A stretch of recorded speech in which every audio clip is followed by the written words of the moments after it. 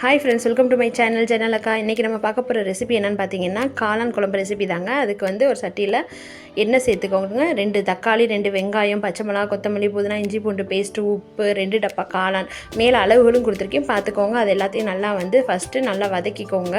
வதங்கிக்கிட்டு இருக்கையில் மஞ்சத்தூள், மிளகாத்தூள், காஷ்மீரி மிளகாய்த்தூள், மல்லித்தூள், சிக்கன் மசாலா அதுவும் அளவுகளும் நான் வந்து முன்னாடி ஸ்க்ரீனில் கொடுத்துருக்கேன் பார்த்துக்கோங்க. அது எல்லாத்தையும் ஃபஸ்ட்டு போட்டு நல்லா என்ன செய்யுங்க, நல்லா வதக்கிக்கோங்க. காளான்லேருந்து நம்மளுக்கு வந்து தண்ணி வரும், அதனால் தண்ணி சேர்த்துறாதீங்க. ஃபஸ்ட்டு இந்த மசாலா எல்லாம் நல்லா வதங்கி வரட்டும். அதோட ராஸ்மெல் எல்லாம் போனதுக்கு அப்புறம் தான் நம்ம தண்ணி சேர்க்கணும். அது வதங்கிக்கிட்டு இருக்கையிலே பார்த்தீங்கன்னா காளான்லேருந்து நல்லா தண்ணி வந்துடும். தண்ணி விட்டதுக்கப்புறம் உங்களுக்கு வந்து இந்த குழம்புக்கு தேவையான அளவு தண்ணி சேர்த்துக்கோங்க. எவ்வளோ உங்களுக்கு குழம்பு வேணும்னு நினைக்கிறீங்களோ அந்த அளவுக்கு சேர்த்துக்கோங்க. ரொம்ப தண்ணியாகவும் இல்லாமல் ரொம்ப திக்காகவும் இல்லாமல் கரெக்டான பக்குவத்தில் எடுத்துக்கோங்க. அந்த அளவுக்கு தேவையான அளவு தண்ணி சேர்த்துக்கோங்க.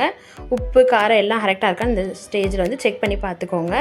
அதுக்கு இடையில் பார்த்தீங்கன்னா ஒரு 10-15 முந்திரியை வந்து நல்லா நைஸாக வந்து பேஸ்ட்டாக அரைச்சி எடுத்துக்கிறப்பறம் ஒரு 10 நிமிஷத்துக்குள்ளேயே அதுக்குள்ளாட்டியும் காளான் நல்லா வெந்து வந்துடும்.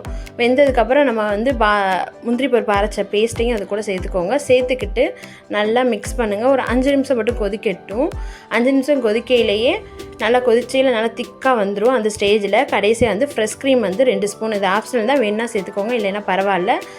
ஃப்ரெஷ் க்ரீம் சேர்த்துட்டு கடைசியாக மிளகு சீரகத்தூள் கடைசியாக தூவிட்டு அடுப்பு ஆஃப் பண்ணிடலாம். சூப்பரான காளான் குழம்பு ரெடி ஆயிடுச்சு. மறக்காமல் உங்கள் வீட்டில் ட்ரை பண்ணி பாருங்கள். இதுக்கு நல்லா வந்து சாஃப்டான சப்பாத்தி பாருங்கள், மாவு பிணைஞ்சாச்சு.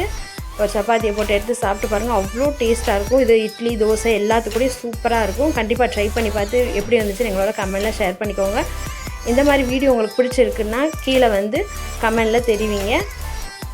உங்கள் ஃப்ரெண்ட்ஸ் அண்ட் ஃபேமிலி கூட மறக்காமல் ஷேர் பண்ணுங்கள். நம்ம சேனலுக்கு சப்ஸ்கிரைப் பண்ணி உங்களோட சப்போர்ட்டை என்றைக்கும் கொடுங்க. தேங்க்யூ ஃபார் வாட்சிங்.